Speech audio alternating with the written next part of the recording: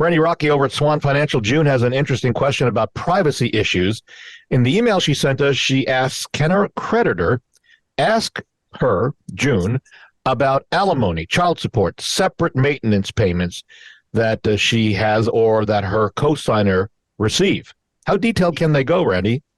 Yes, absolutely. That's part of a debt-to-income ratio, which will let her know if she can be approved or not approved. So if you're paying out, obviously it goes against a debt.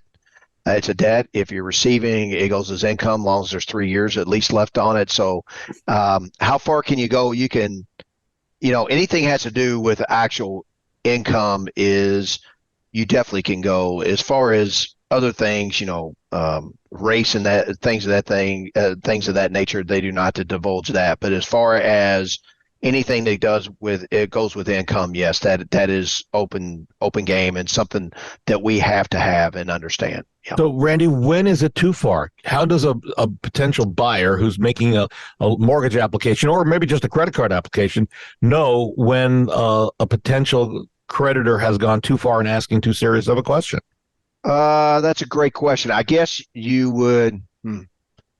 I don't know if it is. I don't know how to answer that because, and the reason I say that is that we really need to know in a lot of situations how many assets they have. But in certain, like if you're in a zero money down loan, you really don't need a lot of assets. So how much do you need to ask for that? Yeah. So hopefully your lender on any situation will keep the minimum amount of paperwork financially they need. And that's something we do a pretty good job at. And I would think that most lenders do, because all it is collecting more information, which can at times just be, too much information can be a problem. I mean, it really can. So why go there if you don't have to? Yeah, here's what I would suggest. Chuck, see what you think of this answer. I think if you check with several other loan officers or credit people that you're applying to, ask them if they're this invasive or what their thoughts are. That'll give you a litmus test. What do you think of whether they're being too invasive? Yeah, well, that's, it just depends. Yeah, no, I know. I'm just trying to give people who are listening to us kind of a gauge on how to determine if there's too much information being asked for. Mm-hmm.